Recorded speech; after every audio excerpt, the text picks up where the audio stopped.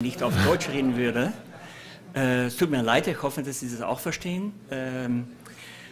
So I'll do it in English. I'll give you a quick introduction of who I am and what my background is. I'm not a homegrown IBMer, so to speak. My background is in business. I started in venture capital, moved on to work in marketing management, actually for the company that produces the most beautiful women per year. So as it's going to be interactive, not digitally, but live interactive, what is the second company I used to work for? Anybody? The company that produces the most beautiful women per year. Millions. That should give you a hint. Anybody? L'Oreal, yeah. That's, you know, they help beautiful women become even more beautiful. But this company actually produces them. It's Mattel Toys with Barbie. And from there on, I did my MBA in Switzerland, moved on to the Boston Consulting Group, where I worked for 8 years, became a partner at PricewaterhouseCoopers, setting up the strategy and change consulting operation in Europe, Middle East, Africa, grew that to 1,500 people. And then because of Enron, accountants couldn't also control what they were advising. So we had to split off the company, and that's when IBM acquired the partnership of the consulting side of PwC. That's how I became an IBMer. I've been leading that strategy and change operation since, but last 2 years I was asked to become the global thought leader of IBM. And I have that institute. We have, believe it or not, 120,000 consultants, in addition to 280,000 other people in IBM. We're 400,000 people. Those consultants, about 20,000 of them are what I would say is content consultants, strategy, HR processes, deep expertise in industries and things like that. And from that, we pick the best 60, typically just before they become a partner, and they are in the institute for 3 years and do research. So the kinds of research we do, and I will show you 3 points, is industry research, what's going on, big trend, nothing to do with IT at all, mostly. The second part is that we investigate what are functions doing. And I will be talking about that a little bit. So what are CEOs thinking about? What are CIOs thinking about? And then thirdly, contemporary topics. So today it's a mix of those 3 things. Let me get the next slide. And what I want to talk about today is really, fitting with the subject, the changing way of the way our people, the changing way in which people are working.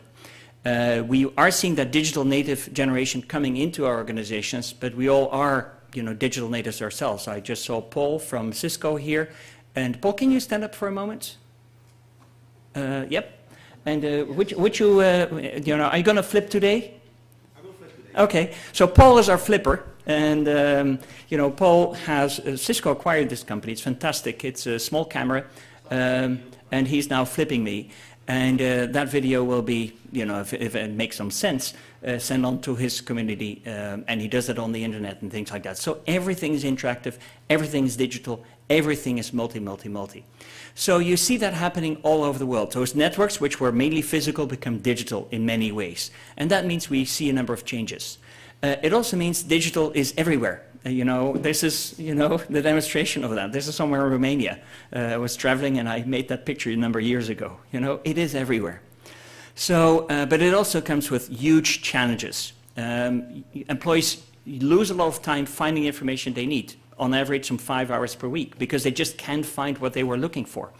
We will have very interesting 1 trillion connected objects, whether that's cameras or cars or phones or refrigerators or things like my car is one of those direct connections. If I have an accident, it will send a signal to the alarm instances, the GPS is noted, and so I don't have to do anything. Maybe I can't do anything anymore, but it will still be rescued.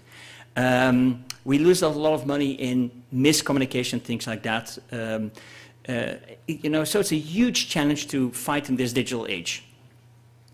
And one of the things is that people want to connect with each other, particularly customers want to connect to their companies. We're interviewing CEOs. We do that face-to-face. So here I've done an interview with Herman Daams, somebody you will probably know, together with a number of other people here in Belgium. And we're publishing that report actually literally 2 weeks from now.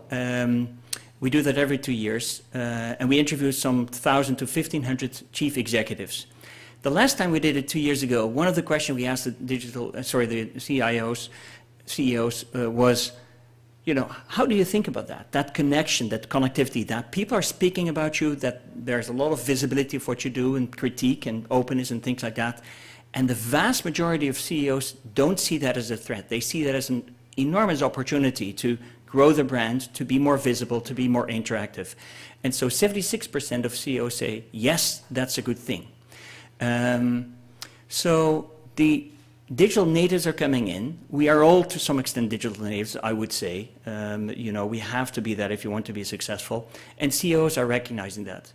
That then moves me on to the CEOs that have to help companies become effective. And sometimes, for about a third of the operations that we've investigated, CIOs, I would say, or you know, have to work in organizations that don't completely get that. We published this in September of last year, so it's just a few months old. We interviewed 2,500 CIOs, and we slotted them into 3 categories. CIOs that work in organizations that outperform peers in their industry. So they have higher profit before tax growth than peers. They're in the top 1/3. Middle CIOs and CIOs that work in slow-growing companies, slow-growth companies. We call them high-growth CIOs and low-growth CIOs. What we discovered is that there's a distinct difference between those types of CIOs. The successful CIOs, and I'll show you the facts in a moment, and you will be surprised, I think, show very different characteristics from the not successful CIOs. And we figured it out in the first time that there's this big a quantity of research being done on the profession of CIOs. They do 3 things different. First of all, they're not at all about IT. Very often they don't come from IT and they don't stay in IT too long. They're about innovation and digital innovation and how the CIO organization can help organizations move forward. Second, they are about having more return on investment of the IT investments.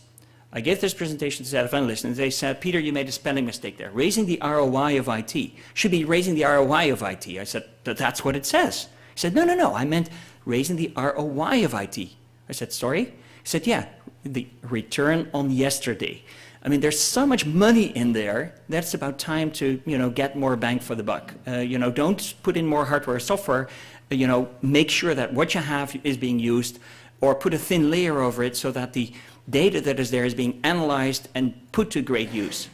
And thirdly, it is about working with the rest of the business, expanding business impact.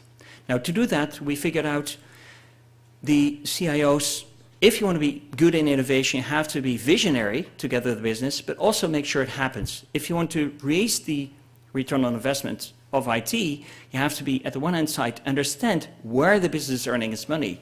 At the other hand side, make sure you don't spend too much hobbying around in IT. And thirdly, you have to work with the business in a very active fashion, while of course you have to motivate your own teams as well. Well, here are the results. What I just showed a moment ago, you see in this spiderweb chart. So each of these things, this axis is the innovation axis. So insightful, visionary, able pragmatist.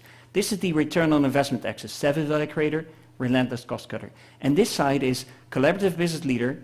So you know, you work with the business and you manage your own IT. This profile is the profile of CIOs that sit in low growth organizations. So they themselves may be very good, but their environment isn't very rich. It's not a successful pattern of organizations. And this is the contrast with the top performing organization CIOs. Again, they represent organizations that do, you know, sit in the top third within their industry. So weighted. And look at that. You know, fantastic difference. These people are not at all about IT. They're seen as business leaders, they're seen as innovators, they're seen as driving value, they're seen as people that get things done, and not so much as inspiring IT managers or pure cost cutters. Very interesting and, you know, worth thinking about, I think. So I'll come back to that at the end. One thing in that CIO research that I'd like to highlight as well is that those leading edge CIOs, they are the light orange 2 circles. I'll point it out very quickly here. At your left-hand side here, you see that the light circle is bigger, longer, so to speak, than the short circle, which is the low growth CIOs. They expect end customers in 5 years to continuously explore new channels. If you think YouTube is it,